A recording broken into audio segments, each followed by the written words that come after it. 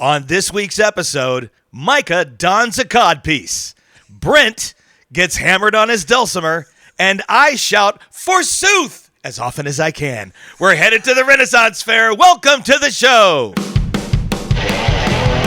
is a theme song.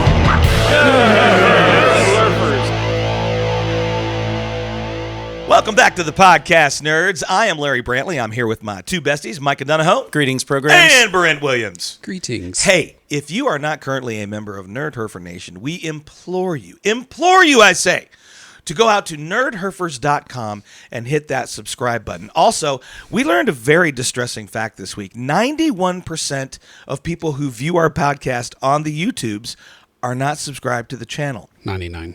Sorry, 99. I was trying to worse than you thought. I was trying to massage that number a little bit.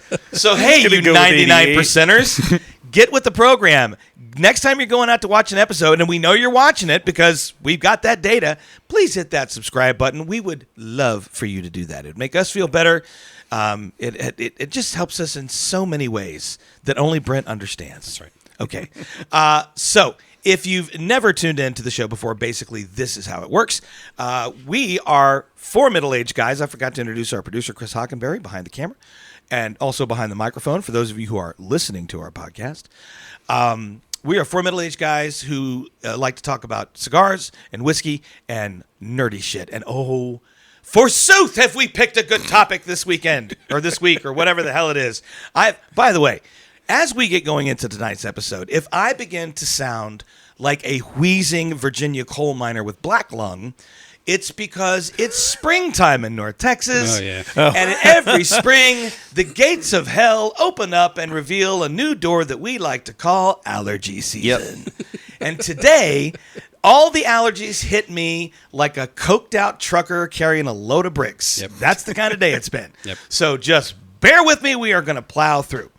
Anyway, we have a little bit that we like to do at the beginning of every show, and we call that bit Nerd News. It's last week's Nerd News today, and as always, we head over to the anchor desk and our anchor person, Brent Williams, who's got some nice nerdy tidbits for us, and I really was just looking for an excuse to say tidbits. What do you got? Apparently some juicy tidbits. Okay, well, I think there's no argument there. Did you see the fancy way it hit the button and went like this? I did. I saw that. That was nice. All right. Well, there's a company called Jetson One, and for a couple years they've been working on... Yeah. I was just thinking exactly. that. Well, where's Rosie? It is a... I don't know what to call it. It's like a giant drone with a pod on it, and people sit, and a person can sit in it, and it's your own personal little air taxi. Does it go... I don't know. That'd be cool if they had that sound effect, It needs to. Yeah. But anyway, they just completed their first successful test flight of the production-ready model. Does that mean that somebody flew in it and didn't die? Yeah, and also it flew by itself too. It's got an autopilot on it. Oh, wow. So here's what you get for $100,000. Oh. You get an air car that can fly for 20 minutes or 11 miles. I can't get to my gym like that. I mean, I could get to my gym. I couldn't get back. So basically, we're just going to go ahead and charge it and then fly it and then crash it. Yeah. You're going to fly it where you need to go and then call an Uber to get home. So basically just fly it over the Mixmaster in downtown Dallas. Well, I imagine that it has a feature where, like, if it's literally running out of charge, it will just land itself. I would hope so. Oh, you would think. I would hope so. I mean, in but this you day know and that's age, not a thing. that it maybe would be that's like a drill that just stops working all of a sudden. You know, Yeah. I say like, that. "Ee." I say that, but my wife just bought one of the new Traverses, and the technology going into these latest models are just crazy. So I'm going to say it is possible that it's going to make the decision for you. I would hope that would be just a basic qualification of it being production ready, is it doesn't just stop working in the air and crash. They're not just like that happened. Drones do. That happened at one of the production meetings. Right. Did we forget to talk about the part where it runs out of fuel? I'm so sorry, guys. I should have brought that up. I know that. That's why we shouldn't have done a man test flight. My bad. Well, I Just don't know put if some you guys. plywood over it. I don't know if you guys are excited about the Harry Potter series that Max is developing. I'm open That to it. John Lithgow is going to be John in. Lithgow's going to be Dumbledore. I'm a little excited. Guess who they got to play Hagrid? Not Robbie Coltrane. Nope. Wait, not Andre the Giant. He's dead. I'm just stating fact. No. Let's list all the dead guys. Nick Frost. No! Yes. That's actually kind of brilliant. That's And going to be so much The best fun. part of that post was the comments by the users, I'm sure. Uh-oh. which I have a few of them. Let's have do them. tell. Let's have them. Have you ever cast 2 spells whilst jumping through the air?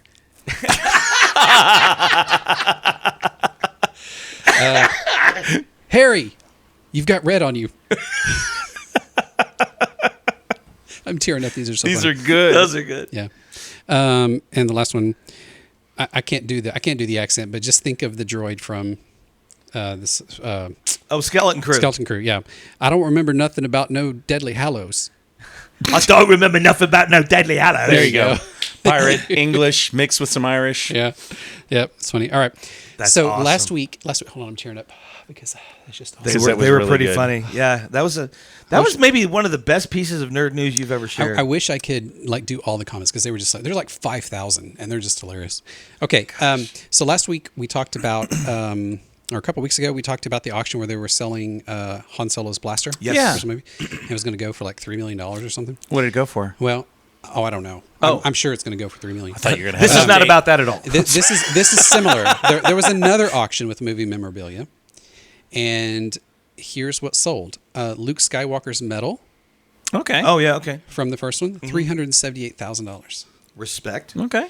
Chewbacca's bowcaster, which is made from a real crossbow, by the way. Oh. 768.6 thousand. Worth it. Yeah. The Ghostbuster trap it was from Ghostbusters 1 and 2. It's a light up working model. Not working that it actually traps ghosts, but you know what I'm saying. Be cool if it did though. It would Say it's in $50,000 range. Yeah, no, 327.6. Oof. Wow. Oh. Yeah. Conan's sword from the original movie, 176,000. Okay. Yeah. That was a Awesome. great sword. Dumbledore's wand from Goblet of Fire at 94.5. Damn. Million? No, 1,000. These are all in the 1,000. Sorry. I know. I was just hopeful. Wolverine claws from Last Stand, 20,000. Yeah, those Okay. prop ones that he. Now we're They getting weren't even made affordable. out of actual And adamantium. this one I love. This one makes me think that there's hope for humanity. Okay, Pee Wee Herman's red bicycle from Pee Wee's Big Adventure. Yes. It was expected to get between 15 to 30K. It sold for 145,000. Yes. Wow. Yeah. That's the correct price for that. That's awesome. And that's all I have. That is fantastic. A great edition of Nerd News. It's all the good nude nurse. Did it again. It's all the great nerd We're going to news get this a week. nude nurse on this show one time. I just won't be able to post it on Apple. I was going to say, I don't know if we'll be able to actually show that episode, but Well- maybe we need to start an OnlyFans. there you go. OnlyFans for There you go. nerdherfers. There you go. No, I'm kidding. We're not doing that. You're the one showing his legs to everybody. I I don't know. know. I think like Oh, yeah. it's a short hop, buddy. Yeah, the next step is you showing your It's a short nerdherfer hop. tattoo on your ass. Yeah. Don't have one of those. Yet. I am going to order that thong, I think. Oh, yes. Do like a Will Ferrell. Just sit down like it's that they don't say anything about it. Just like, all right, boys, you ready to do the show? Outstanding. I feel pretty good about this week. I feel relaxed. I'm sorry. The whole episode, I'd be like, yeah. I can't look away. I'm gonna pull my shorts down and have a whale tail. I'm not gonna go to Walmart and everybody's gonna go, you fit right in here. Yeah. Oh, wow. Well, before we get too far off the rails, let's just get back on track, shall we? As I said at the top of the show, every week we get a bottle and we get some cigars to review, and then we pick our nerdy topic. You already know what the topic is, but it was my turn to choose the bottle this week, and I think I got something that goes very well with the whole concept of Rennaisance fairs. Going back to Scotland this week, no big surprise. This is a distillery. Okay, so a lot of times when you hear me talk about Scotch, you hear me talk about an area called Speyside. That is in the Highlands of Scotland. It has per capita more distilleries inside of it than any other part of Scotland. However, this week we're going up even further into the Highlands, all the way up to like the North Sea area. And to give you an example of how far geographically we're going up, if you get to the very north part of Speyside and you drive straight up an hour and a half, you will get to Inverness, which is where one of my favorite distilleries, the Dalmore, is. Oh, my. You would have to go another 2.5 hours north and east to get to a town called Brora, on the eastern coast of Scotland by the North Sea. I think Scotland was that big. It's pretty big. Well, and also it's mountainous, so it's not like as the crow flies. You gotta, but it's literally just 10 feet that way. And it takes right.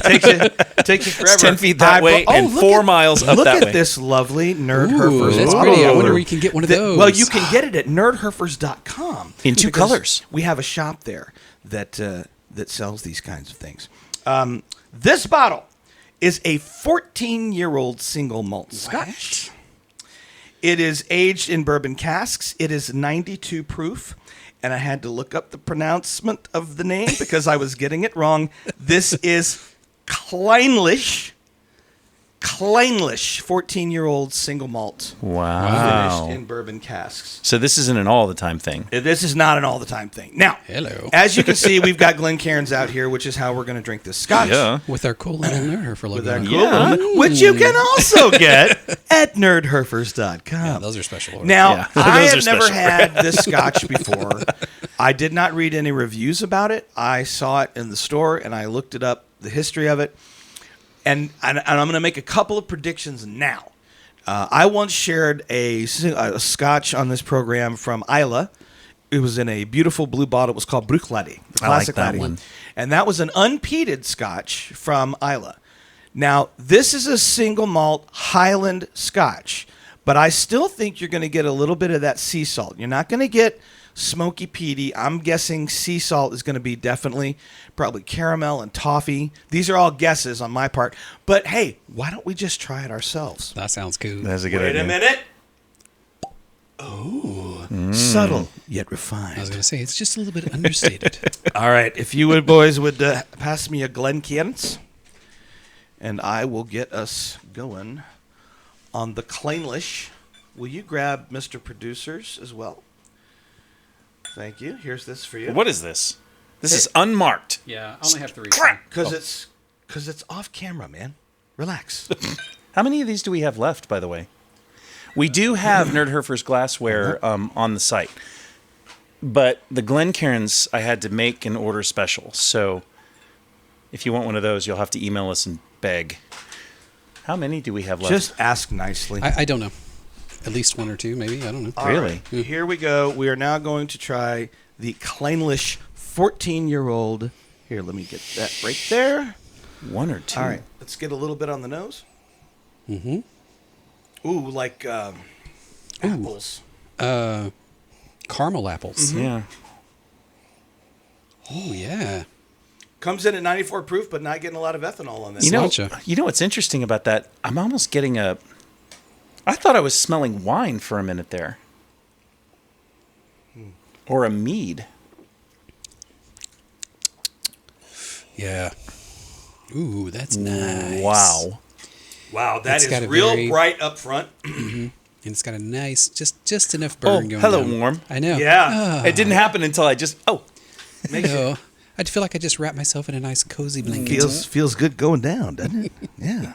All right, so this is the Clynelish single malt, 14-year-old single malt Scotch from way the hell up in the Highlands.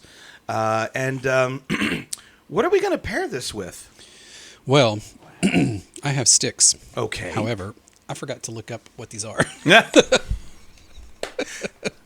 awesome. You know what I love about this program? It's been is a busy the day. level of Yeah. professionalism. Here, I'll look them up. No, real I quick. can appreciate Here we that. go. We're going to do this in real time. I'm going to do it in real time. Oh, I can tell you what that is. That's an AJ Fernandez New World. It absolutely Oh, is. It's a Gobernador. take it, Larry. Yeah, it's from Gobernador. it's from It's a Esteli, Maduro. Nicaragua. No, Yeah. it's the Navegante Robusto.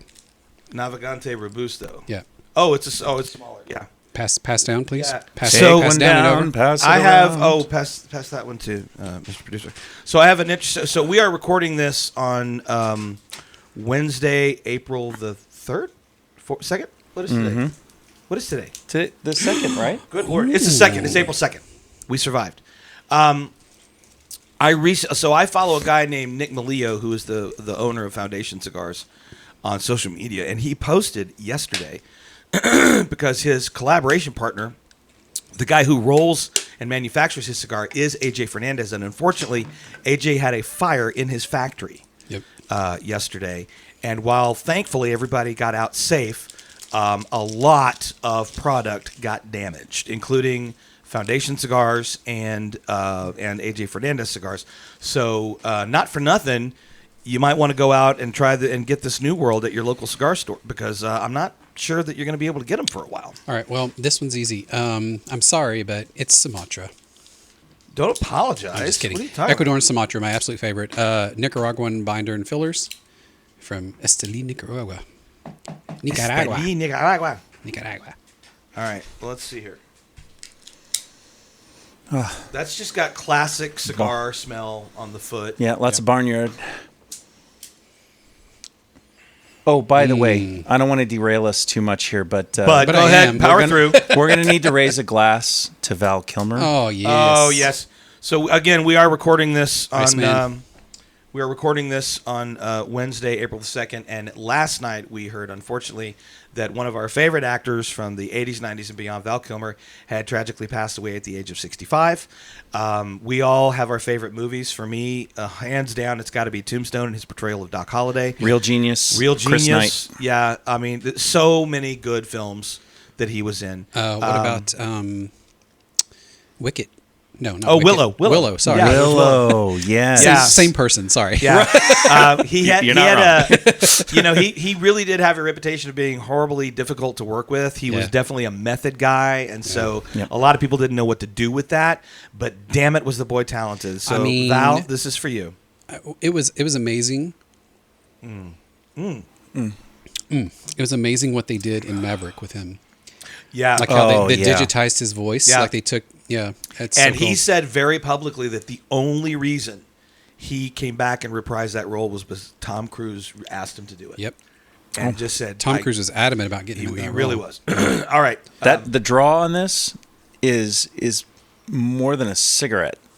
Well, it's a box press, so it's going to be an easy draw. Sure, but I mean, I've had box presses before that were like tight, but I mean, mine is like garden hose. This is super loose. It's super loose. like a Toyga. Like a toiger. Like Like a a toiger. toiger. So I gotta smoke this don't small. rush it. Yeah. So here Smoke we go. this small, smoke this slow. That could be the same thing.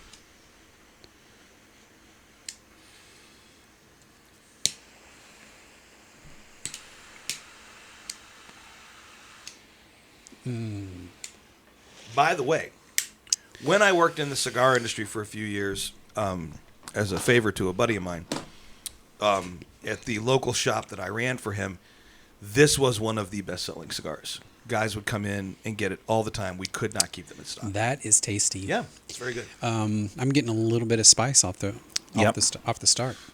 Yeah. I am too.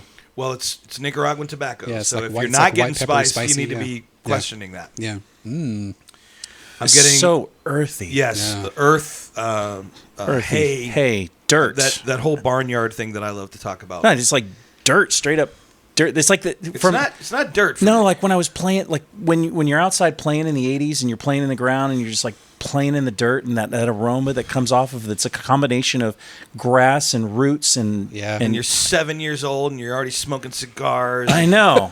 Making mud pies while you're smoking your cigars. What are you doing out there, Micah? Nothing. All right. Oh, that's nice. that's All right, good. so for the pairing, Ooh. That severely smooths out the scotch. Like Well, severely. Scotch is already pretty smooth. No. Yeah. Take a drag and then take a drink. I'm telling you, it's completely different. The mouthfeel. Drag and a even drink? cha- The Smoking a mouthfeel. pancake? The mouthfeel changes. Bong and a blintz? Yeah. The mouthfeel. It's a little bit creamy. It's very smooth. Oh, it's like butter. Yeah. Buttery. All right. All right. We are off and running. We've Yeah. got this Clynelish 14-year-old single malt Scotch. We are smoking a New World by AJ Fernandez. AJ, hope everything goes well and you get rebuilt real soon. Yep. And so now it's time to talk about what we're going to talk about this evening. Now, this is truly a nerd subject because a specific type of a nerd. very specific type of nerd. It's about freaking time. Because if you've never been to a Rennaisance fair, then you really haven't lived. And there's an interesting story behind the creation of the Renaissance. I'm going to say Renaissance from now on because every time I say Renaissance, I get weird looks. I just had an image. Well, I come feel to like my I'm head. getting a Bernaise sauce. No. We need a Letterkenny shirt that says "to be fair," but it's spelled F-A-I-R-E. Nice. Yeah. To be foul. To be foul. To be foul. I will make that happen. Anyway, that's what we're talking about tonight. We are talking about the history of, current condition of, and our personal experience at Rennaisance fairs. Now, Micah, I believe you had some nerd facts to share with us about Ren Fair. So why don't you tell us some things? This is so cool. Brent actually gave me the reins on some facts, and I didn't know what to do with myself. So, all right. What did you do with you? You know what? We don't want to know the answer to that question. We don't want to know. That's All private. right. So I found out that and this is something I didn't actually know until today. The first credited modern Renaissance fair was billed as the Renaissance Pleasure Fair, not to be confused with anything overtly sexual. It was actually very educational. It was put together by Phyllis and Ron Patterson in a little town called Agoura, California in 1963. Wow. So what they were doing was a fundraiser for a radio station, and they really wanted to do like a bunch of historical reenactments and performative art. And this had started a wee bit before when Phyllis Patterson, who was a Los Angeles school teacher, held a Renaissance fair in her backyard as a school project. In the Hollywood Hills. Yes, in Hollywood Hills. I read that. And so the whole idea was to, in a fun way, get kids introduced to the era of the Renaissance in England and, all of that. And then her husband, Ron, got involved and held the first Renaissance Pleasure Fair as a one-weekend fundraiser for, it was radio station KPFK, actually. And then, a few years later, it became a thing. Yeah. I'll just keep going. I had a little something on my tongue. the original Renaissance Pleasure Fair of Southern California was held in Soaring, California, in 1966 at Paramount Ranch. Yep. And that was in Agoura. And the emphasis at that time was on historical accuracy and authenticity. So the model that the Pattersons used was what the English called the living history model. And this was really one of the first iterations of reenactments in America. They'd been doing them in England for a really long time. You could go to many villages in England that still look like they were stuck in a one period of history or another. And you'd have actors there, and they would speak authentically, and the food would be authentic. And so that was the model that the Pattersons initially used. It had to be very, very authentic. And when they started this fair in 1966, they auditioned vendors and performers, and they had to train them. They wanted to make sure that they fit. They had to stay in character the entire time. They could never break character. And I will tell you that my personal experience was in 1984 and 5, I worked at the Texas Renaissance Festival, and at that time, it was still the same thing. They were like, develop your character. This is what your job is. Develop your character around the job, but stay in character. There were things we absolutely could not say, like modern contractions. Like we had to leave those out of our speech. And then they would say, much like the Buckingham Palace guards, people are going to try to get you to break character. Yes. And we're going to get into the dark side of Ren Fairs a little bit later. Now, by no means do we consider ourselves family entertainment, but this one might just get a little spicy. So put the kids to bed, grab your favorite mead, and settle in. So what happened was I think it was in 71? For Texas Renaissance? Oh, I'm sorry. No, 67. In 67, the Pattersons actually started a fall Renaissance festival. Okay. So they were running 2 of them a year, and that was at a different location. But that actually began a movement that eventually spread across the country to all of the Renaissance fairs that we know and love today. Were you going to say something about Renfest, about Texas Renfest? Oh, no. I thought you were actually going to start talking about Texas Renaissance Fair. Well, we can. And its founding. I wanted you to finish what you were doing. I was just talking about the brief history of where this all started. Yeah. And we're going to get into the internal debate a little later as Renaissance fairs became more popular about authenticity versus entertainment. Yes. And that was a big thing. But the Texas Renaissance Festival was inaugurated in 1974 by the brothers David and George Coulomb in Todd Mission, Texas. And it remains the largest Renaissance fair in Texas. Of course, Scarborough Fair, what do you call it? Scarby. It almost sounds like you're talking about Scarlett Johansson, like you know her on a personal level. No, that's Scojo. Scojo? See, It's more like scurvy. Micah's got short names for which everything. would be authentic. Actually, Yeah, he calls scurvy it's is really Bear. not mine. It's kind of the whole internet's. Anyway, Scarborough Fair started in Waxahachie in 1981. So Texas, Waxahachie. So Producer bows his head. Yep. so Hexawatchie. we were Texas was an early adopter, I would say, Yes. of the whole concept of the Rennaisance Festival. And boys, let's just start. Yeah, But- I put away my notes. Let's just have some fun. It's by asking this question: how old were you the first time you went to a Rennaissance fair, and which one was it? I was 10 years old, 1985, Scarborough Fair. Okay, so an impressionable age, Yes, one might say. absolutely. My parents were really into it, and they took me. They bought me the wooden sword and the shield, and I had a little tabard that I got to wear that was themed to the shield.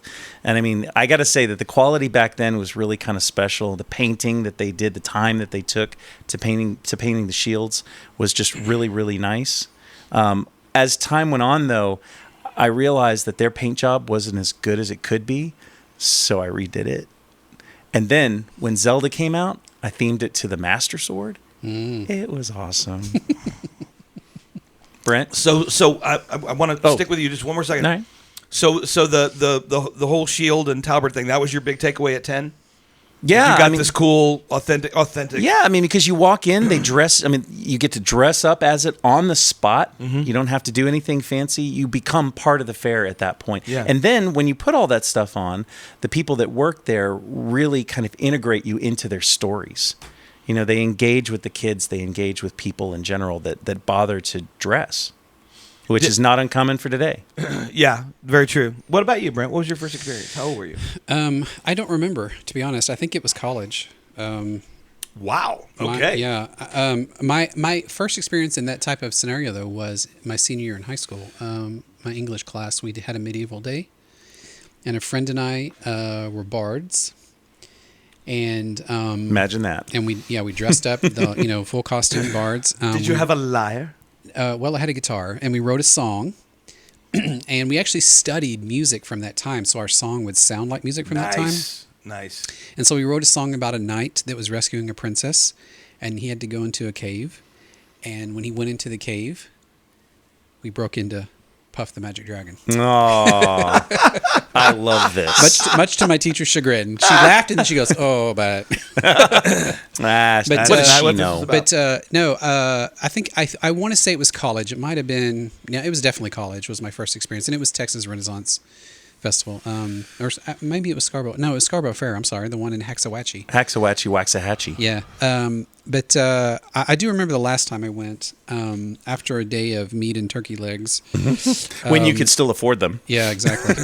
I know that I lost all my gold pieces in the kilt store. I bought a nice kilt, and I bought the little satchel. Did you say Sporan? Yeah, I bought the little what's it called, a skein-do? A skein-do, a ceremonial knife. Yeah, skein-do and I bought the socks. I bought the handmade leather boots that they wear. I bought the top. You spent a pretty penny. I did. He spent a pretty perimeter. Yeah. I spent a petty penny. Yes. A petty penny.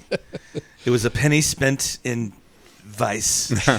Okay, so I had been to Renfest at the invitation of a friend as a sophomore in high school. And I got a sword too. I'm sorry. got a It's sword. very good. And I decided that the next year I was going to try to work there because I was having so much fun. And a couple of my friends at the time worked there. So I went and I got a job. And it was just at one of the souvenir stands. But I don't think the guy was quite prepared for me to create the character that I created because I decided that I would be fun as the town drunk. Keep in mind, I'm 17 years old. Awesome. And I so, already and see now this, like, picture the whole thing. My mom never went to a Ren fair, never took part in any of that. But The great thing is, it was method acting. but So he was actually drunk the whole time. I actually did not drink at that time. Yeah, so it was just acting. He didn't drink at No, all. I didn't. So that's that story. Yeah. I didn't drink till I was almost 30. Yeah. But I was very good at playing a drunk. But I will say this. My mother handmade my costume. Wow. Yeah. So I told her exactly what I wanted. And she went and got patterns, and because she had the seamstress superpower, and she made it. The only thing I had to buy was this bright red velvet fluffy beret, and so from the opening bell, I would just be the town drunk selling people shit, and then the owner of the vendor stand saw me, and he's like, "Well, you need to get out and interact with the crowd," and that's when I actually started making money. Because people would pay me to go harass their girlfriend or this guy or whatever, and it was all in good fun. And we would do that. And then my friend, let's call him Paul, who worked in a different part of the fair, said, well, you need to stay for after hours. And I said, why? There we go. And he said, because it gets Edit, even more fun. Edit. No, we're going to talk about this, you guys. No, I don't. I have no doubt that we're going to talk about this. Because sorry, everybody. Our show is only going to be 35 minutes today. I saw things when the fair was open that I could not believe that just went on. So there were the wenches, and that was their job. They were to be wenches. So mostly photo opportunities, but... And I kid you not, I saw this happen. I was at my stand, and there was a particularly, let's call her a buxom wench, and she stopped this group of 3 dudes, and they clearly been drinking, and they've got half a turkey leg hanging out, and some words were exchanged, and then this is exactly what happened. Some money was exchanged, and then the dude whips off his shirt and tucks it into the front of his pants like it's a curtain. And the wench got underneath the curtain. No way. In like broad daylight? Broad daylight. Oh. Well, Now, she's no longer a wench at that point. That would never happen. Well, Some call tomato. her a courtesan. Some call her a hooker. That would never happen today because, a couple decades ago, Renfest decided it was like family-friendly entertainment. But back then, it was a little on the raunchy side, or it could be. Yeah. Yeah, so that was happening right out in the open. But there came a point at which authenticity became less important than entertainment. So you started to have entertainers out there that they probably didn't have those kind of entertainers in the Renaissance period. Right. And there's been this huge internal debate ever since, because there are those who follow the model of what they call living history, which is that we should be as authentic as possible, and we, every word you say should be, on point, and even like the food that you can buy. You know how I know that Texas Ren Fair doesn't care so much more about authenticity? You can buy funnel cake there. Pretty sure they did not have that. Nope. But they did have mac and cheese. Right? Yeah. Or pizza. Yeah. They had to appeal to a specific audience as it started to become more family friendly. Shiner. Yeah, right. And Shiner. The official beer of the Renaissance era of England. Well, that's too bad. I mean, part of the appeal for that to me, and probably why I honestly, to be 100% honest with you, don't really care to go much anymore, because the last few times I went, it kind of seems like it was more commercialized and less authentic. Yeah. And the whole point of going there is like, it's a day where you just completely suspend your disbelief. Yes. And you're immersed in that world, and you get to do that. But lately it's been like, you go buy a turkey leg and here's your credit card. And I mean, I think when I went in college my first time, it was all cash. Okay. Oh, sure. When I worked there, it was all cash. Yeah. You couldn't pay with a credit card. That is definitely going to be true if you show up in plain clothes or some sort of a dress down. Because I think that it's pretty safe to say that everybody's garb at Renaissance fairs to start off with was some sort of peasant related, some sort of rag, right? Some sort of it could be varying parts of that. I remember when I went that one time in '85, and then I went back again in 1997. And the only reason I know these dates so well is because when my wife and I first started dating, she told me that they love to go to Rennaisance fairs. And I'm like, oh my gosh, this is a childhood memory. I want to do this. And so we were friends with also seamstress Magical Powers. And Jennifer, God rest her, she made me a wonderful, simple peasant outfit, shirt, pants, and we went into Scarborough and bought the rope sandals, the ones that do the crisscross on the feet thing. Very simple. And as time started to go on, we realized that we wanted to start upgrading our costumes. So there's a couple factors that happen here is the type of people that you hang out with today, the investment you put in your costume will definitely contribute to the experience you will still have there, staying in character and such. I mean, I can get into what we do now these days that's a lot more elaborate than it was back then. Yeah. And I'm sort of like a 50-50 split between authenticity and entertainment, right? Because when I stopped going was when I saw a stormtrooper at the Renaissance Festival. It wasn't I'm me. like, I know it wasn't you. I've done the Irish Fest, but I haven't. That's a different thing. They're not trying to be period specific. They're just like celebrating all things Irish and Irish I did wear a American. kilt. I was in the kilted trooper brigade, so I was in my stormtrooper, but I had my kilt. But a lot of people who don't nerd out the same way that we do just use it as an excuse to dress up in whatever costume they've got. And so it detracts a little bit. But then it also detracts a little bit when one of the entertainers can't even pull off an even slightly believable English accent because they're just not trying. He sounds like Tony Soprano. Or maybe they're not trained. Well, I wonder about that. Because we had to go through a lot of training. I mean, and I was just selling souvenirs. Yeah. We had to go through a lot of training. And a lot of that was, like you can't use modern day colloquialisms, contractions, stuff like that. Now, you had a lot of freedom to mess with people, which I thought was great. But it seemed like at the time that people came to Rennaisance Fest, to Renfest, for exactly that reason. Yeah. Like they wanted to get messed with. It's kind of like when you used to go to Dick's Last Resort and they, they're going to like be rude to you because like that's their thing. Like you choose that adventure. So, and for the most part, people were extremely good-natured about it. I got to make out with a lot of attractive women in front of their boyfriends. And they paid me to do that. Wow. Yeah. So they could video it. Like, yeah, look at that. Look at that. Voyeurs. She's a witch. She's a witch. Just a jiggaloo. Everywhere. So I think that song was running through my head the entire time. A big contribution to that is that when the fairs were smaller, just pick your fair, whenever it was smaller, they were a lot more choosy with who they hired and who they auditioned for the different parts. And I think that as things, and let's just take TRF for an example, Texas Renaissance Festival.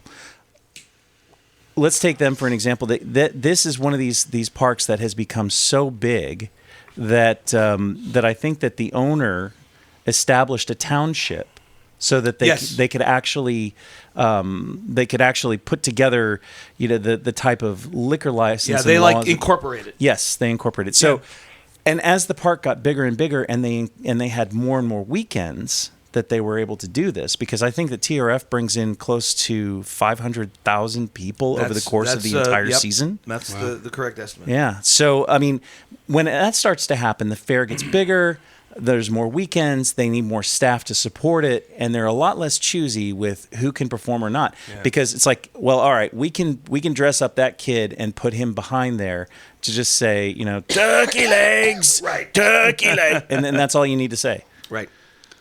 To the big tipper. Besides, they did. They our producer just pointed out that they HBO and Max actually made a documentary about the Texas Renaissance Festival. I have not seen it. Have you seen it? I've not seen it. I have. You have? And so rate the documentary. Yes. So let's just use the term documentary very loosely. Okay. Because what it is more of a dramatized reality show. because you have the villain. I mean, they portray the owner as this king. I'm going to put this out there and find the next king of the park. But then in the end, spoiler alert, it's all for me. So was this one of the Comus brothers? Yeah, that did this? It was the one that's still alive, or the one that like because I know they cheated called his him brother out of the the shares of the Oh park. wow! And so he calls himself the king. He does, yeah. And anyway, so they had all these different people within the fair that had higher level positions that were competing for the next monarchy. So they thought they were going to take over. Yes, and so and he was basically like, psych! Yeah, one person is very kind, has been working there forever with his wife, and then finally gets fired. And then, you feel really bad for him. And then you have the other Dirk Dastardly guy that works the popcorn booth. And he's just, oh my gosh. It's Dick Dastardly, by the way. Yeah, well, his name was Dirk Dictardly or some shit. Sure it was. So, anyway, is it Dirk? What? Dick Dastardly? Are you talking Dick? about the Dick Hanna-Barbera? Yeah. Dick Dastardly. Oh, I always thought it was Dirk. It was not Dirk. All right. That was Dirk. I've been wrong a long time. That was from Boogie Nights. That was Mark Wahlberg's character. Dirk Diggler, I believe, was his name. He got to hang out with Heather Graham, so props to him. Yeah.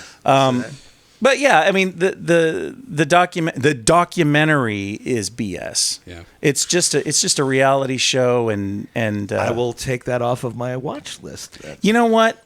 Don't check Really? it out Okay. just to see it, because you've had experience with both TRF. And you might actually find some historical references that would make you laugh a little bit. Okay. But you're going to see how preposterous the whole thing is. I will tell you this, and I remember this so specifically. There was a band out there, and it was a guitar, a lyre, and a hammered dulcimer, which I had heard about because my grandfather, my Irish grandfather, would always talk about dulcimer music, and he would play it on like What is a old dulcimer? cassettes. So a dulcimer is a stringed instrument that is shaped like a trapezoid. Okay. It's got two sound holes and it's got dual strings running across several bridges. All right. And the way you play it is you have these two little sticks called hammers, and you hit them like this. I haven't actually seen it, but I remember hearing You've heard it. And so I became enamored of the hammered dulcimer. And at that time, that was 84, I think. There was actually a vendor on site who made them by hand. Oh, yeah. That's what I'd like to go into the fair. Like, I bought a silver ring that a guy crafted, like, right in front of me. Yeah. He made Yeah. the ring. It was really cool. And so, I literally was saving up all the money I was earning from Renfest just to buy this. And the guy gave me a huge break on it. Nice. Because I just was... but and he was on the other side of the park, and by the time I'd been there for a couple of weeks, and by the time I got over there, they knew who the drunk was, who the drunk kid was. I should specify. Awesome. I had my porn stash, but it really didn't do anything to age me. And and I said, I've been listening to these guys play it, and my grandparents were Irish, and my grandfather used to talk about this, and he had one that was mostly finished. And he said, I'm going to be done. And it was on the less expensive side. I mean, he had some made out of like Kona wood that were thousands of dollars. This one was not that. It was made out of pine, I think. But it was, he's like, this one's almost finished. And I'll be done by the last weekend of the festival. And this is what I'll sell it to you for. And I was like, okay, that means I got to earn. So I got out and started accosting as many of the public as I could, to get them to tip me money to hit on their girlfriends or just act drunk and stupid around them so they could video it or take pictures. Yeah. And I did. I hoard myself for 3 more weekends in order to buy this, and I did. I bought it, and I actually taught myself how to play the dulcimer. I loved people like you out there. There's a handful, and I don't really go to Scarborough anymore, but there was one that was out there that used to just, and I actually saw him as the years progressed, and he went on to I guess there's a hierarchy in the fair where he put on better clothes and he started doing a different act. But when I saw him, I was like, oh, you're the dude that sits in the dirt with his pan. And he's like rustling in the dirt and everything. And then if you put any kind of coin, any kind, into his pan, he would go, and then he'd smack himself in the face with his pan, and it would make this bong. Well, later on, I found out that, later on, I saw in his head wrap, he had like a metal plate. Yes. So every time he smacked himself on the head, he would do this. So one day I showed up with a roll of pennies. And I just sat there flicking one after the other into the pan. Oh, dude. And he, like, after a while, he's like, bam. And then at the very end of it, I pulled out a $10 bill and I went, boom. And he goes, I just beat the shit out of myself. it was the funniest thing I had ever seen. Oh my god! And this is when Micah became enamored of other people's pain. Oh my gosh, it was so fantastic, So beautiful. Hence the Dexter thing we talked about last Yes, week. indeed. Let's talk. Yes, no, indeed. later. You know what we should talk about right now? Yeah, The first. third. yeah. Well, for me, this cigar has stayed very much the same as when I lit it. I'm still getting that nice earthy tone, getting some nice hay. It's a dry mouthfeel for me. Yep. But Agreed. But totally. it's enjoyable. I got to ask you guys something because I've never really asked. Every once in a while when we smoke a cigar, you guys mention something about tunneling. And I don't know what that is. Is that it? No. Okay. No, you'll have a Your big ashes- hole in the center. That It goes literally in between. looks like. Did you ever see the Disney movie The Black Hole? Yeah. So it looks like you're staring into the abyss. It just seems to go on forever. So I've got these 3 in there. Yeah, that just looks to me like an uneven ash burn. Okay. Because look, I've got one of those as well, like right here. No, I'm not But looking at tunnel, it's but not a tunnel. I was just curious about it because it looks like some wasps have been. Well, kinda, the other thing you'll notice about tunneling is the Setting effect up- it has on your draw. Okay. So your draw will definitely change. It'll become more difficult, Oh. or Okay. you'll be. Now that's a goodly amount of smoke I just got, but you won't be getting that. Okay. All right. And so, Good to know. what do you Learned guys something new think today. of the first third of the cigar? I'm definitely in agreement with you. This is it's remained super earthy for me, and it's very pleasant. It's not spicy for me. That peppery that I got off the first couple hits is completely gone. I don't know. I feel like I'm still getting a little bit of white pepper. Brent, do you feel the same way? Yep, for sure. This to me just tastes like a classic Nicaraguan tobacco cigar. Yeah. I'm going to say this not in a mean way, not in a critical way. It's not anything special, Oh, I got a face. but it is. You get a smiley face. But it's bless you and bless you. Don't Salud. tell me you're not getting any pepper. In Mexico, they say salud, Salud. amor, dinero. Salud. Love money? Amor. Yeah. Yeah. Health. To your love, health. Love and money. Oh, health, love, and money. Okay. Yep. To your health. Not give to be me confused. your money. Yeah. Not to be confused with the Warren Zevon song, which is lawyers, guns, and money. To your health. Give me your money because I love it. Yeah. Yes. Okay. That's what that means. Yeah. That's that. exactly what that means. Yep. Well, I want to talk about what is the most recent experience you guys had at Renfest? Mike, I know you said you kind of stopped going. I think you did too. Oh, well. But when was the last time you were at a Renfest? Last year. Last year. So and were you at TRF? Yes, I go every year with my group. Okay. My crew. You have a crew. We have a crew. We are Do you theme your outfits? very much so. Oh my gosh, you should Oh, see his yeah. outfits. Well, I haven't because And you he never- makes a lot of his outfits. So I do a lot of my own leather work, which I actually get past the jokes. After I get past the jokes and then show people what I actually build, then they're like, oh wait, I can't make sexual jokes. This stuff is like Pretty gear. badass. This is gear. Yeah. Yeah. And so I spent a lot because I started looking at the different shops and what they were charging, and I was like, you know what, I'm an artist. I Yep. can learn this. I'm going to go spend twice as much and buy all these supplies. I And went- get myself.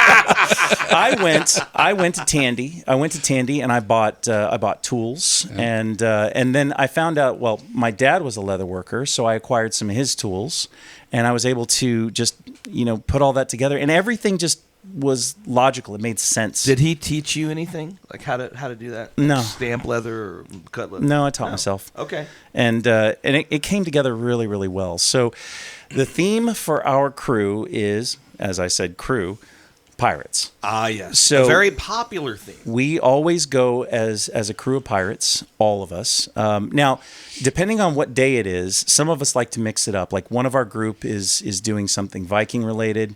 One of them likes to do steampunk, and then so we'll actually break from the whole pirate Rennaisance theme. era. Yeah, and get into other things, because that's one thing that when you were talking about the stormtrooper that you saw out there, like that's kind of how I felt about the first time I saw Darth Maul out at the fair, and it wasn't even a themed weekend, and that's what I was getting to. So a lot of these weekends are themed weekends to bring a broader audience out. All right. But we always go as pirates, and our costumes are extremely elaborate. So can you explain that to me? Because there were no themed weekends when I worked there. So what do you mean? Like they're encouraging everybody to dress as? Yeah, so like there's one called Heroes and Villains, and that will attract a lot of superheroes and villains. Like you'll see the Joker. Because see nothing's Superman. more authentic than Batman at the Ren Fair. Yes, Superman and Poison Ivy, which is always fun. You know, there's that. Then there's Barbarian Weekend. One of my friends started getting into leatherworking as well, and he started talking to me about different techniques and stuff. So I shared what I had and what I knew, and some of the Barbarian outfits he put together, and the stamp patterns that he put on his armor. Wow, Did he do it props. Did he do it like Conan? No. Was he like As a matter the of fact, loincloth and he was just naked from the waist up and he's Nope. looking really buff? This is so cool. So this guy has the best pecs you've ever seen in your life. Just hands down. This is not an attraction thing. This is an observation thing. That guy. Okay. That It's just guy's fact. That guy's It's just pecs, stating fact. That guy's pecs are art. That reminds me of the Drax line in Avengers Infinity War. This is not a man. You're a man. This is a god. Yes. God angel. A beautiful god angel. And yes, that's the kind of stuff that pops into my head. So anyway, he does this great thing where like he's always got a bald head. But he grew his beard, like he grows his beard out for fair down to like here, gets it really huge because he's one of those people that can go and then and it's so cool. Like I'm, an angry cat. envious. like what I've got here takes me months. Yeah, this and is he can 40 just- years right here. But yeah, he put together some Listener stuff. Brent is pointing to his. Well, I mean, you can call it facial hair for sure, but Yeah. he's been growing it since he was 17. Yeah, It still qualifies as a soup catcher. yeah. I guess. Yeah. But yeah, he put together this outfit. He's got like furs and everything that are on a foundation piece with the leather pieces and pauldron pieces that are just layered over it, and it's That just seems to me like it'd be War paint on one his thing I remember, face. depending on the time of year you go, it's so hot. Mm-hmm. And to be Well, wearing yeah. something Well, like see, this that- is what that I is a loved about sacrifice you Renfest. make Yeah. in It's Texas. because Renfest in Todd Mission is in the fall. Yes, which is very helpful. Yeah. Now it can be oftentimes rainy because I had many muddy weekends I've been out there. there. I've been there during the rainy season. Many Yeah. muddy weekends. But I know that Buy or Scarborough make Fair good boots. in Waxahachie is. Now I'm just saying it wrong to piss you off. Hot and muggy. It can be. And if you're really going in authentic costumes, Yeah. you better hydrate because you could die. Yeah, you used to be able to get free pickle juice from the vendors that sold pickles if you asked them nicely, and tipping is the courtesy. Also, if you want to be super authentic, you don't bathe for a week before you go. Oh yes, That was never a problem for me. That Not- was never a problem for me as a teenager. That was always a problem for me. No. I am the best smelling pirate out there. It's fantastic. Mike is in the bathroom every 10 minutes. Yes. Oh, I don't have to. Splash, splash. I have degree. Brains. I was going to say Axe body spray, but no, you.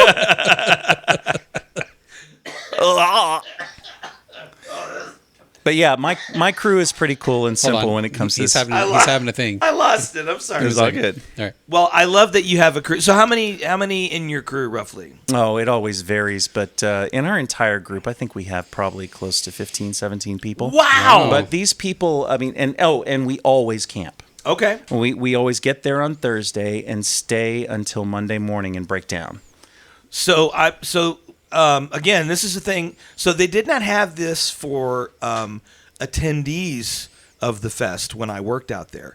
But they did, of course, have it for all the vendors and everybody who would often just invite the employees to come and stay with them because there was a lot of after-hours stuff going on, and we'll talk about that. But so as you've been going as an adult, you guys always camp out? Always camp. Actually, it was the very first weekend that we ever went. My wife and I, we got a hotel, and then after that, it was like, no.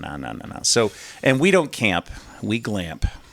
Big time. I mean, my tent is massive. We have a heater, fans. So it is a tent. You're not out there in an RV. Just like the real pirates. Yes, exactly. Like the pirates of yore. Forsooth. That one was for Brent. I need to work that in there. Thank you. I get the reference. Yeah. It's another Friends reference. It's a Friends reference. God. The apothecary table. Yes. Sweet Jesus. From the times of yore. I have not asked you this question yet. Do you remember the last time you went to a Ren fair? Because apparently this one goes every year. The last time I went is when I spent all my money on that outfit. And do you still have that outfit? Yeah. I haven't been because he was too broke. Oh my gourd! Yeah. Really? And that was at Scarborough. Yeah. Now you can't camp at Scarborough. So fortunately, we're only like an hour and a half away. Yeah. It's not bad. But so how old were you when you did that? Roughly. Probably in my 40s. Oh wow. Yeah. Okay. Yeah. All right. Do you still have that outfit? I do. We're gonna need him to wear that one night on the show. I actually was gonna wear it tonight, but I don't want to get it all smoky. That is the exact same reason for me. I was like, I can get all my gear together. I can go ahead and do this episode in my full gear. And I was like, I don't want it smelling like a cigar. And that is how you know you've reached a very specific age. Oh, I don't want to get it smoky. Oh, it's just, it won't be good. I won't like it. Earthy is fine. Yeah. Smoky outside Earthy is fine. Yeah. Oh my gosh, that is so funny. But yeah, it's great. I literally, I've never. Again, I went as an attendee as a sophomore in high school. I worked as a junior and senior. That was it for me. And And no you never went particular. back? No, I never went back. But no particular reason other than. So you haven't been back since you worked it. You not as a visitor. Never have. Since the and 80s. I think it mostly has to do with geography. Because I graduated high school and enlisted in the Army, and so there was a period there where I just couldn't go. You brought your garb to the Army and it just didn't work out. It did not. They didn't. Nobody gave you They money. didn't think the town drunk was funny at all. Yeah. Every time you started making out with Especially the guys, during drill. They did not like that they at just all. punch you in the face. They didn't give you They didn't like money. that Wait a at minute. all. Got punched in the face a lot. But yeah, I never. Come I on, never you guys usually went pay back me. as an adult. Yeah. Where's my tip? Yeah. No, That's money. not- No. Still no. Yeah, I never went back. Although, if I were going with a group of people that like totally bought in and did the whole thing, I think I would probably be able to enjoy myself. Yeah. We're in character. It's a great time. If Yeah. you and you being a character actor. Yeah. Oh no, I'm sure if I did that, I would enjoy it I've even got backup garb that I could lend you. for a very reasonable fee. Anyway, the reason that I was thinking about it is because last weekend Chris and I went to a fundraiser, and it was a gala event. It was a gala? formal. What? What did you say? A regatta gala. A regatta gala. A regatta gala? Yeah. It's a Friends thing. No wonder I didn't understand it. I just figured out I'm sitting here doing a podcast with two of the gayest guys I know. And that's okay. You know what? It's really okay. I'm comfortable with who I am. Yeah, you should be. You absolutely should be. Need to expand your friend group. Anyway, I see we what you did went there. and did this. It was a formal thing, so it was black tie. And I was like, if it's black tie, I'm wearing a formal kilt. So that's exactly what I did. There's a great place. I'm going to plug them because they're so good. In Richardson, Texas, called Minsky Formal Wear, also known as DallasKiltRental.com. And go see Don. He is absolutely the best. And he fitted me out in a traditional Scottish national kilt. So there's a very specific Man, you tartan looked awesome, for by Scottish. the way. Oh, thanks very much. I would say. I worked out like a fiend to fit into that kilt. Damn. And it was really funny because so the gala event was for the Children's Advocacy Center of Collin County, which is a great charity. They've been around since the early 90s. A good friend of mine, Mike Johnson, former Plano PD guy, helped co-found it. And he and his wife used to work with them for a long time. Mike has since moved on. He's now doing child advocacy, but at a national level. So he's talking to congressmen and senators and presidents about this shit. So they weren't there, but I wouldn't call it. But we got invited, and so I walk in my kilt, and shocking the amount of people who just approached me, like men and women. Like, okay, that was a good choice. Like, holy hell. Did you stay in the accent all night? Oh, no, I didn't use an accent at all. Oh. No, because if I had been at a Renfest, probably. But I would have not been dressed formally. I would have been dressed like a Highlander in a clan. Like, I would have been dressed like MacLeod. What an amazingly missed opportunity. MacLeod! Yeah. But it was amazing to me how many people were like, so many guys going, I should have done that. Should have done that. And so, And you're like, yeah, you should. Well, I mean, it was just it was surprising to me. And there was one guy who we wound up becoming friends. Who walked up to me and he goes, and he's this elderly gentleman in a white smoking jacket. He looks like a spy, and he goes, "That just looks so powerful." Oh, I was like, "Wow, thank you." And stranger that I don't know. And I thought, well, actually, he was introduced to me by a friend, and then we became friends. But I think if I was going to go with a group like yours, where like that's the buy-in, like, look, we're going to dress up and we're going to be in character, and we're going to, I could do that. Oh yeah, I could do that for an entire weekend and probably have a great time. Did this old guy talk about the second third of the cigar? Boom. Well, he didn't, but I wish he had. All right, second, third. A little bit of a change for me now. A little bit of a change. Pepper's kind of going away. The pepper's gone away. I'm actually getting a little bit of a buttery mouthfeel now. Yes. Anybody getting some cocoa? Unsweetened? No, I'm not. Not saying it's not there, but I'm not. I'm it's not all right. picking it up. One of the things we try not to do on this show when we're reviewing cigars is we try not to look at other reviews of them. Because for me, it's just fascinating, oftentimes, how very different our palates are. Oh, sure. And what we're picking up on this. And that's also, by the way, I feel like we don't talk about this enough. One of the things we don't talk about enough on the show is the fact that this cigar smoking, drinking whiskey, it's a subjective experience. So there's no wrong thing you can say. Don't let anybody tell you that there is. Because those people are just snobs, and they're probably not very secure in their own palate. What you taste is what you taste. If you enjoy it, you enjoy it. I'm getting squirrel. Squirrel. Living or dead roadkill squirrel? It's been dead in the sun for a few days. I'm just kidding. Our producer just told me that he's getting a little bit of bitter chocolate. Well, that'd be that cocoa you were talking about. Yeah. Unsweetened, like Yeah, baking cocoa. Now, I'm having an interesting thing here. This is about to be my third or fourth relight.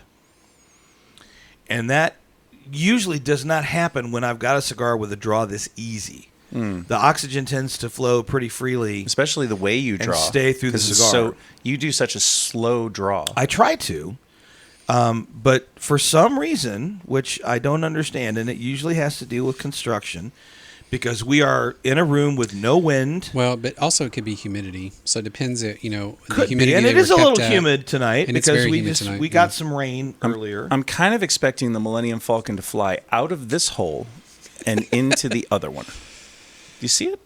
That's one of my favorite scenes in Empire. by the Mine way, too. When he does the. Oh my! And the big music, loop. the whole Oh, music yeah. behind that scene. Yeah. Okay. No derailing. You're gonna have a little worm come out in a minute. I'm gonna smoke that worm. That worm's delish. You see what I have to work with? I don't know. It's all right. It's good. All right. So yeah, I really hope that at some point you that you both make it back to a Renaissance fair. As a matter of fact, I mean, since I go every single year and we camp, if it's something you're interested in doing, let me know. And you have a costume you bought, right? Mm-hmm. So you're set. I've got stuff I can put you in. I could be a Scottish pirate. You could. Just have to work on my accent. Yeah. I can help you with that. Thank you. Actually teach people how to do that. I want to learn a good Scottish accent. You're going to have to teach me. So there's I think I sent this to you, a little off topic, but only because we're trying to help Brent with a Scottish accent. I think I sent you this reel on Insta of this Scottish comic It was originally broadcast on the BBC, where he was telling the Star Wars story, but if it happened in Scotland.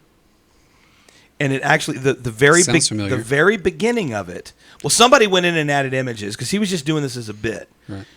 The very beginning of it, if you can mimic that, it is a great way to learn a Scottish accent because it's phonetically just perfect. Because he also employs. So if you've ever been to Scotland or if you ever go, what you'll find is that the common tongue is a mixture of English and Gaelic. So much like Spanglish, but with Gaelic. So this guy starts off with, a long time ago, in a galaxy far, far away, there was an awful laddie called Darth Vader. And no matter what you thought of him, he'd done bloody well for himself. I remember you sending that one. Yeah. And just that little bit where you can pick up the elongated vowel sounds and the hard consonants. It's like it's a great way to learn.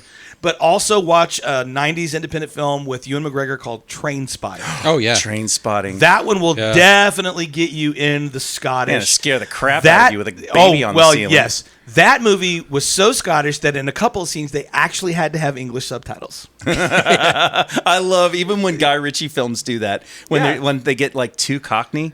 And then they start doing what was the one with Brad Pitt? Snatch. Snatch. Oh, yeah. Lock, Stock, and Two Smoking Barrels. That was so fun. It's two of the best ever. It really was. So so there's, you watch those films and you'll have it down. You'll be good. Right. So we used to do a lot of Scottish accents when I was younger too, but I mean it was all just kind of formulated from what we rolled with. And I always love how, like, when you do yours, there are authentic pieces throughout your dialect that I know I don't have. And it all came to like a real big head when, and that wording is on purpose. When I was doing the unspoken play in college. The unspoken play. That was the title of it? No. Oh, the unspoken play. Thank you. Okay, I got you. All right. Yep. All right. And for those of you who don't know, Billy Shakespeare. Yes. Look up Mr. Shakespeare and the unspoken play. The thing you're never supposed to say in a theater. So when we were doing that... and it's not forsooth! It is not. But we always... I couldn't... At the time, I couldn't do a Scottish accent on the spot. So the only way that I could kick it off was by saying, great. And then after that, I could say anything I wanted to. I could roll with it. I could talk about this table. And it was great because I look at Larry's hair and I was like, I wish I had his haircut. And I don't even know if what I'm doing is accurate, but it made a lot of people laugh. Well, and it was fun. And that is the important part, right? Yeah. Are you entertaining people? That's the important part. Are you not entertained? Yeah, that was not a Scottish accent. Yeah. But neither was it a traditional Roman accent, Russell Crowe.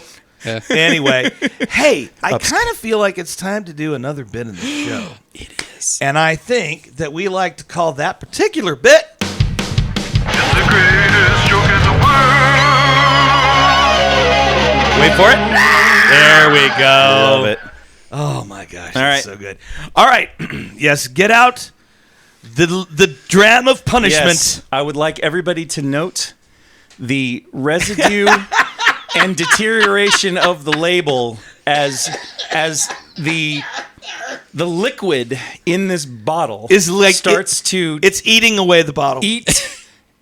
And it's a plastic bottle. It is not. It is not. No, it's a glass it is bottle. glass. And It it's is still glass. eating it away. So here are the rules for the greatest joke in the world. We are going to do 3 rounds of dad jokes.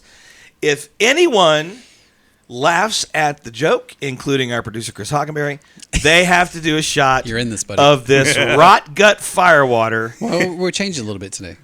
We're changing a little Remember, bit? we're accumulating bits. We're accumulating Tidbits? Yeah, tidbits in the shot glass, remember? So that way we're not doing 9 shots because you got to drive home, Yeah, but I don't live that far. Plus, I don't want to take anyone to the emergency room tonight. Looking your way, Hawk. All right, no promises. On with the jokes. Yeah, on with the jokes. All right, Micah, since you're so gung-ho, let's start with you. All right. Where do bad rainbows go? Where do bad rainbows go? Hang on. Well, I don't really need you to answer. Okay, Yeah. but I thought I might That's not how be this able to works. figure it out. I thought I might be able to Where figure do bad rainbows go? You know Where? where they go? Where? They go to Prism. It's a light sentence, but it gives them time to reflect. Oh, my God. That was Oh. like 4 jokes in a row. Bam, bam, Oh. bam. Wow. I'm gonna do a shot. You had me at the first one, and then you just piled on. It kind of reminded me of when I told the joke about accidentally mixing my my laxatives with holy water, and I was starting a religious movement. And you guys thought that was funny, but then I said, "Holy crap, you guys!" And that's exactly what happened. So we need the ostrich. I'll own that. Can you cut that into the show? All right, gonna do. You're gonna do a whole shot. No, it's not a whole shot. If you'll notice, the We're glass not gonna is we're not only gonna half full. we're not gonna accumulate shots. I don't even know what that means. I just feel like I am going to participate in the accumulation Yeah, I shot. thought that's every fine. time you laughed, we were just gonna put a little bit in your shot glass. And y'all then- can cheat if you want to. Yeah. That's not. Oh, that's anyway. cheat. Yeah. Anyway, Are Brent, what do you gonna got? drink? You snickered. Yeah, I do. I need to pour some Pour accumulation some accumulation. in my shot glass. Don't let me pour the accumulation because you know what that'll be. All right, this is a math joke, so Larry's not gonna get it. Oh.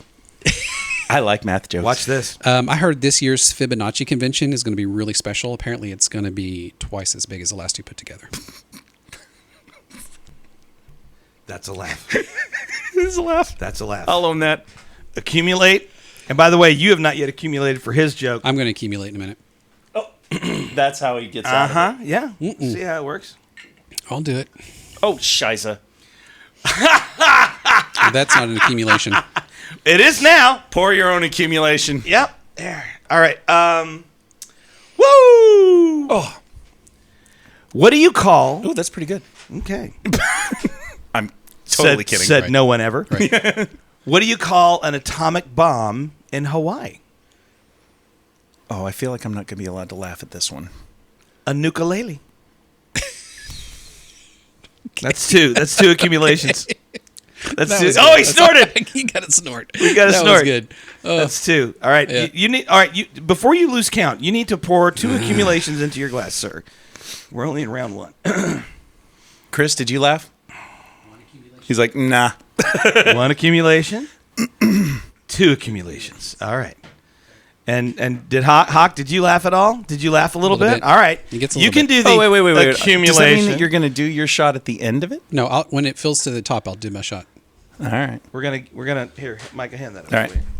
Accumulate, whatever. Yeah. I think it's a dumb rule. Me too. Actually, when I thought you said accumulation, I thought you meant like accumulate, shoot, accumulate, shoot. Well, I mean, it's the same thing at the end of the day. Eh. Is Same- it though? It's the same quantity. Is it though? It is. All It's right, called- round two. Micah.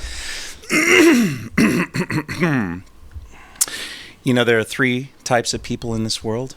Those that can count and those that can't.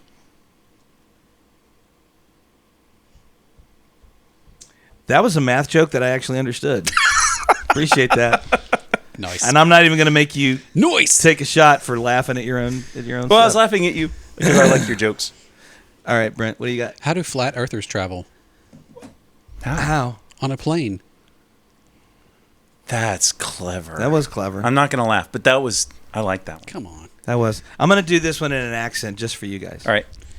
How do New Zealanders find sheep in tall grass? How? Irresistible.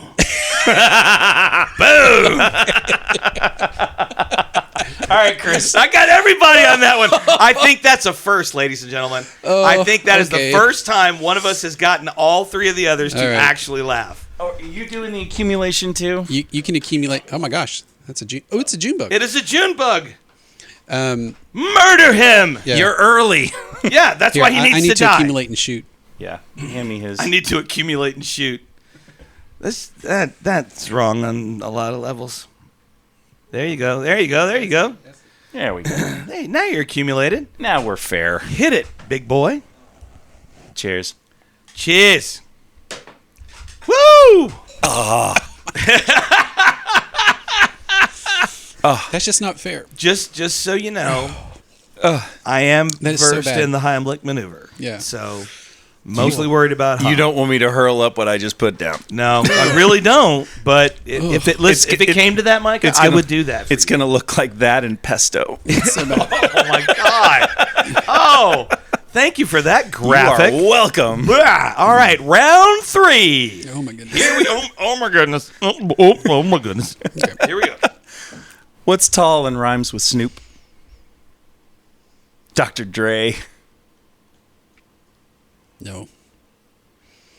Oh, I get it. Get it. I get it. Okay. No, that was clever in its way. That was clever in its way. No, effort. Brent. When I die, I want to be cremated. It'll be my last chance to have a smoking hot body. That counts. Oh, come on. That counts. Does it? All right. You broke. You made That's a fair. noise. That's fair. You don't have to do a whole shot, though. You can Yeah, accumulate. you don't have to do the whole shot. I'm accumulating. Okay. You accumulated one shot. No, not yet. By the way, I don't know. Like, that's not... You can still see some clear there. That's Yeah. not a shot, fellas. All right. Wow. Excuse me. That was well brought up. Too bad you weren't. And finally, I'm going to start selling a men's fragrance to introverts. It's called Leave Me the Cologne. Oh, smart people help the dumb people. You don't get it? Cologne. F cologne. Leave Me the Cologne. Oh. Wow. I feel like we have a blonde in the audience. Yes. Okay. This is Well, not gray. That was round 3, and I was the only one, so...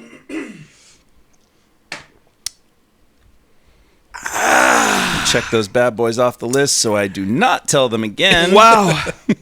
Oh.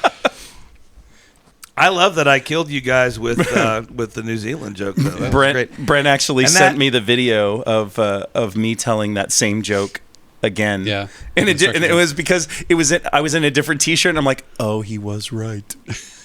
And don't you hate it when Brent's right? Not always. But- I'm a big man. I can admit my faults.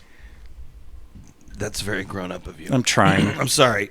I just found something that actually makes the allergies stop. Unfortunately, it's going to kill my liver. Cologne. But that's going to do it for this episode of... It's the greatest joke in the world. Yes! Never gets old. All right. It's coming back. Hang on. We've got an intruder in the hoopty shed, Yeah, guys. got a mayfly. we've got an intruder in the hoopty shed and a guy with ADD. This is going to be a long episode.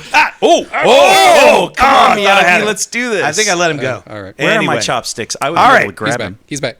Get him, Micah. Get it! I got to see him. I can't do anything else right now.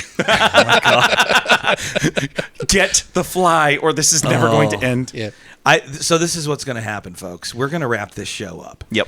And then Chris and Micah and I are going to take off our headphones, and we're going to pour another drink, and we're going to watch Brent try to get a mayfly I'm gonna get for that like mayfly. an hour. I'm getting that Because he won't be able to catch it with his hands, so eventually he will go to the other side of the hoopty shed where he keeps his power tools, Or his chopsticks. and he will. Oh no, he'll never get it with chopsticks, but he might get it with a circular saw. Because if you I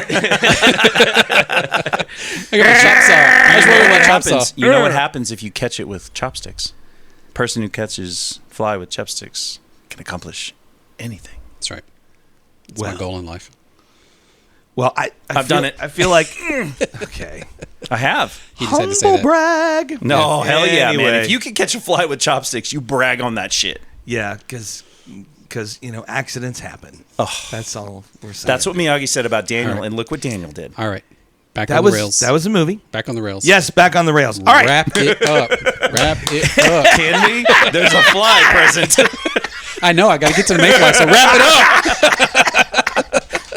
Oh my God. Okay, so tonight we have been talking about the history of and our personal experiences of Rennaisance fairs. Hey, did you ever go to one? We'd love to hear about it. Drop us a comment on our YouTube channel. That's youtube.com/@nerdherfers, or simply go out to nerdherfers.com. That is also a great way to communicate with us. Let us know your experience. Was there a theme dress up that you like to do? What was your great experience? Please don't say turkey leg. please, Or funnel cake. or funnel cake. Yeah. Because first of all, that's not even Yeah. authentic. But whatever. Were you entertained tonight? Yes. Were I you said not that. entertained? Were you not entertained? Probably. But We did the best we could. We're going to wrap this show up this week. Hey, please go out to nerdherfers.com and subscribe. Hit us up on our YouTube channel. Thank you guys so much for tuning in to the Pardcast. As always, I am Larry Brantley along with Micah Donahoe. Live long and prosper. And Brent Williams. Keep ye old shirt on. Nice. And along with our producer, Chris Hockenberry, I am Larry Brantley saying, forsooth! For no good reason whatsoever. We'll see you next week. Bye-bye.